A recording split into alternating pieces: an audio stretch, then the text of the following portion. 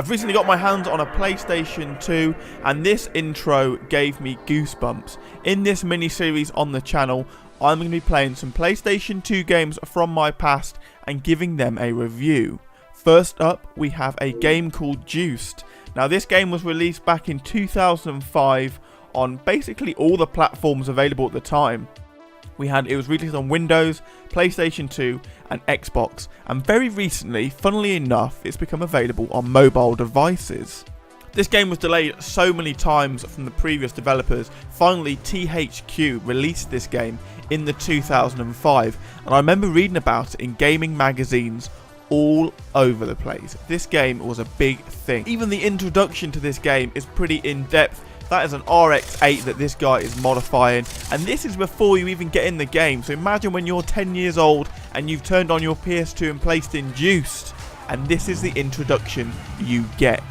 This was a time when modifications on your car were such a massive thing, and having a Ford Focus and putting on a 3-inch exhaust was a big thing. This game is so in-depth for a PlayStation 2 game. It gave me so many sleepless nights thinking about the endless modifications that I can do on my vehicle, from changing the radios, the lights, absolutely everything you can think of you can change in a car, you can change it in Juiced.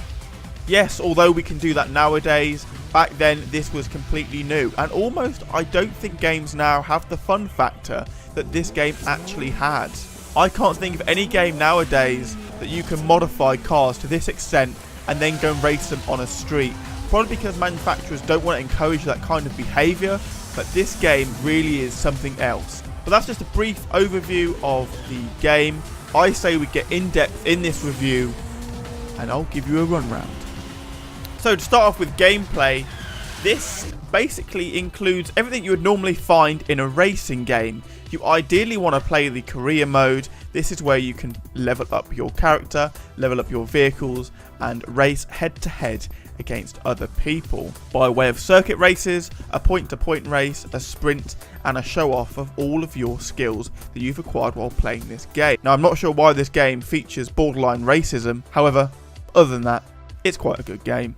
The game has endless ideas, and throughout every single race you play, you are against a rival which you can bet money that you will win or lose. The event calendar is where you can select an event to join. They're all based on different types of cars. So for example, this is the 200 brake horsepower to 299 brake horsepower. You can modify your cars effectively just to peak out at that 299 range so you don't go into the next category. The menu gameplay is strong. It works. There's a lot of ideas that THQ have come up with for this game. I've got no quarrels whatsoever. It's fun. It's enjoyable. The gameplay during the races is a little bit shoddy around the edges, but in the whole, it's quite good. Turning the stick turns the wheels, pressing X accelerates. It's a very basic racing game. However, it works. It's not a real life simulator by any stretch of the imagination. This is a Renault Clio rolling 300 brake horsepower and still turning corners. This game has a very arcadey kind of feel, but that is just what makes it fun. In the corners, your car sticks like glue. On the straights, it accelerates like a rocket ship. Throughout the game, you modify your car, and you can really feel the difference from all the engine upgrades you've done to the tyre upgrades to the suspension upgrades. This game feels really strong for a PlayStation 2 game released in 2005. The AI are strong but not overpowering, and the modifications that they do to their car, you can really tell the difference. You can see that increase in difficulty all of the time while they're increasing their vehicle. And I feel like that just pushes you to try and win even more. You want to win, you want to upgrade your vehicle just so you can beat them by a country mile every single time. In all my playtime of Juiced, I'm yet to have a boring race. I've never lapped the opposition, and the opposition are always in my rear view mirror, pushing me and making me make mistakes. The pressure's definitely on when you've got a bet against a rival that you're going to beat them. If you crash at any point, don't expect to restart the race. You have lost, and you've lost all of your hard-earned money. This game is a very competitive game, and it's almost borderline gambling, apart from its fake currency. Obviously, no microtransactions here. After each race, you see your respect update, and this is all of the respect that your rivals have for you. Increase that respect, you get more vehicles on your Sony Ericsson. Entering the dealership reveals a whole host of different cars in this game. Keep remembering this is a 2005 game and there are limits on file sizes on your disc. This is a lot of cars, even for a modern game. Now bearing in mind I'm nowhere near completing this game, these are just the cars that I've unlocked at the moment. So when we talk about gameplay, this game is definitely up there. I give this gameplay a strong 6 out of 10. Just by the sheer amount of cars available to modify. All these 100% modifiable. The next reviewing point I have is playability. What is the fun factor like on this game? Is it addictive?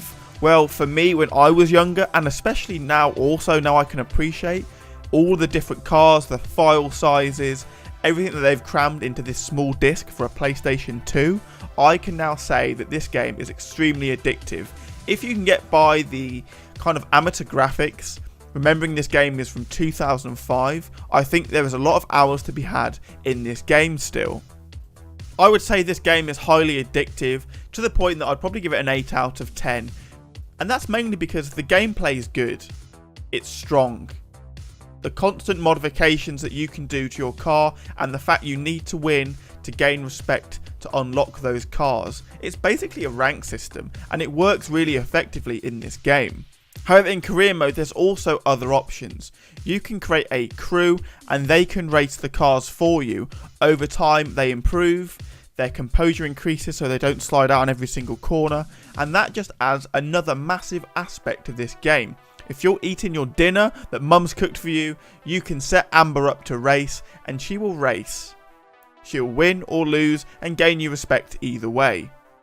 So after you win or lose, get frustrated, slide out on every single corner and lose all your bets, it's time to modify your cars.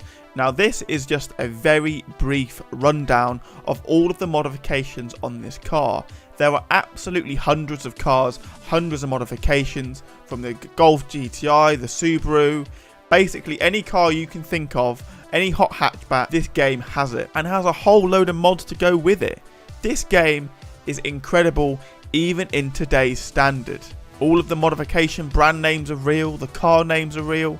I just don't think you could find another game made in the 21st century that is similar to this. To the point that I don't think people would find this cool anymore if it was released. With all that being said and done, I give this game a 8 out of 10 on playability and fun factor.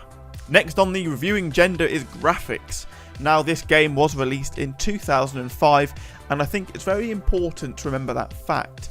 2005 is a long time ago, and if we look at graphics cards in the open market today, there are massive differences from one year to the next. So when we're talking about 2005, let's just remember how old this game actually is. Now the only thing that really matters in this game is the gameplay and the graphics while you're actually playing the game. Yes, the crowds are 2D, all of the signs are 2D, however, does that really matter when you're looking at a heavily modified Super Impreza that you've just done? Not really. Do the graphical implications of this game really affect the gameplay? I don't think they do. Back in 2005 when the PlayStation 2 was in its heights, I don't think people really cared about the graphics. It's all about the gameplay and the fun that you could have at 2 AM with your mates playing this game. Yes, the draw distance is quite poor. Sometimes you'll misjudge a corner, but I think that just kind of makes it all a bit more competitive and you really want to win the next race. I think caring about graphics over gameplay is a very recent thing that we've all started to do, and that's just because of the push of technology. We now play in 1440p, recording 4K footage, whereas back then this is like 360p. Did anyone really care back then that we could watch HD movies but only play in 360p? No, we didn't. We liked staying up late, eating crap food, and playing video games. Unfortunately, I don't think that's the case anymore. I think we're so focused on technology and graphics that we kind of lose that aspect of, oh, this is a really good game. I think if you have a PlayStation 2 kicking around or you can download an emulator, I think it's definitely worth playing your childhood games. And it just kind of makes you realise that, yes, graphics are important nowadays, but surely gameplay is far more important. One of the most important things with any racing game are the controls and the way the car handles. With all being said and done, so far this game is looking like a bit of a winner.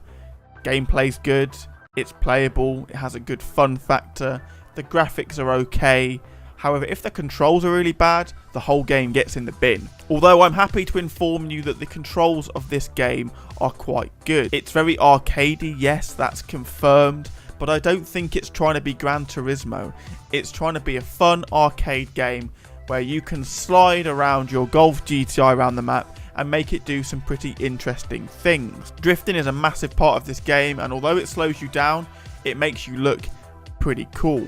It also increases your respect so you can get better cars. From my lengthy playtime over the last few days, I can say, hand on heart, there's no input lag that you find in some racing games on the PlayStation 2.